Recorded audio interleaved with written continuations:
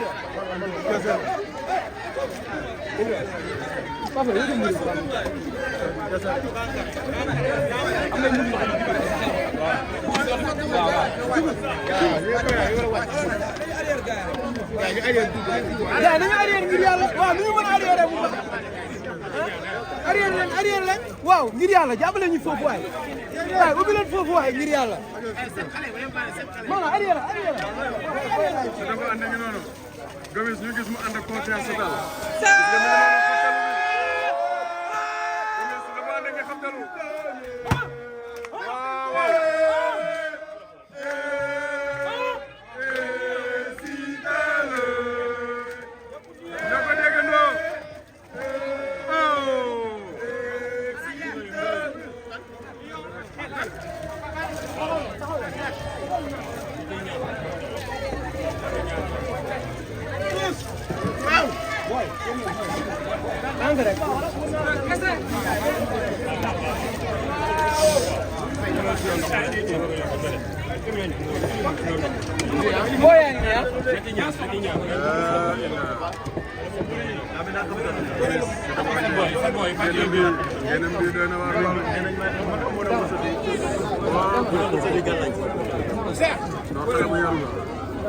ñëpp moom lañ ko baaxee ba pare am entraînement na Gomis waaw am entraînement su ko xool xam ne liggéey na waaw te mi ngi dégager confiance boo xam ne lii soo ko gis si ma sa xel day dal ba pare ay mbokk ñëpp génn ñëpp a génn waa Medina ñëpp a génn si daan mu ngi noonu ñu noonu di xabtalu waaw waaw dégg ko noonu waaw waaw nañ ko si de kese dafa ante ñu noonu nekk si dernier débat débat bi ndeysaan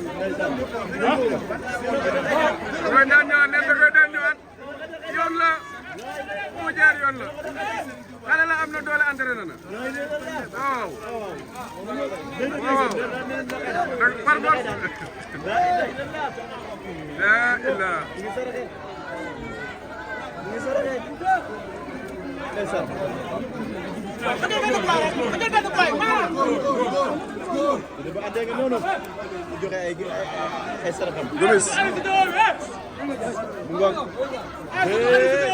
Gomis tey lamb laa gis lamb. Tey lamb laa gis. Tey lamb laa gis Siteu bu andi indi. Siteu bu andi dafa ñëw pour lamb. Dafa am cër si lamb rek da ko war a jëliñ. te moom il est conscient de ça. moo tax tey du ko si defet bu si victoire la. kii joxal ma yaay maire bi joxal lagat bi mu dugal ko ci biir. Siteu bu andi ngi noonu di génne saraxi ndeysaan.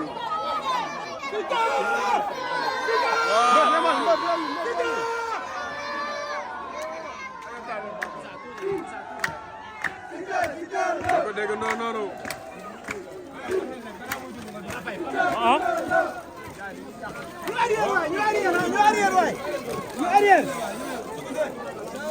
ñu arrière waay ngir yàlla rek.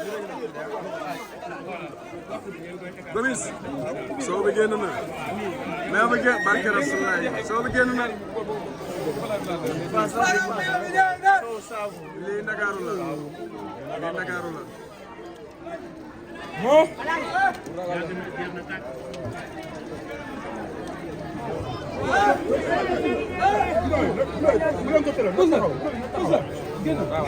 boo paree rek ñi ñaari bu ko laal laal pare bino na taxaw bino bal ñu ngay tudd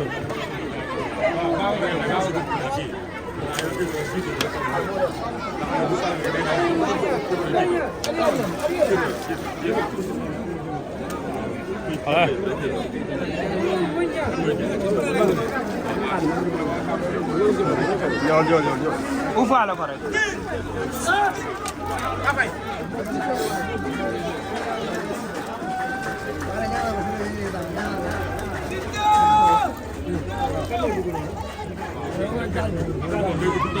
ndeysaan image boobu c'est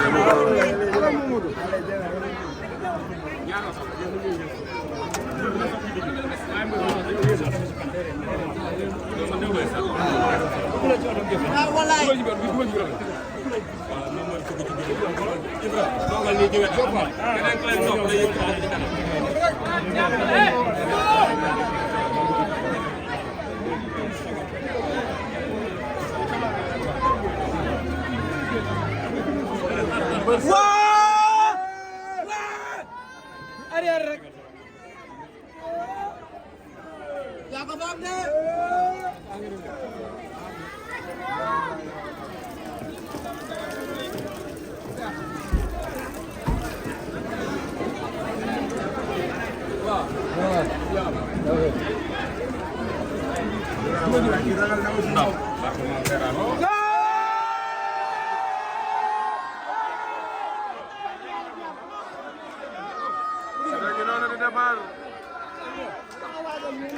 Siteu nee na ndam rek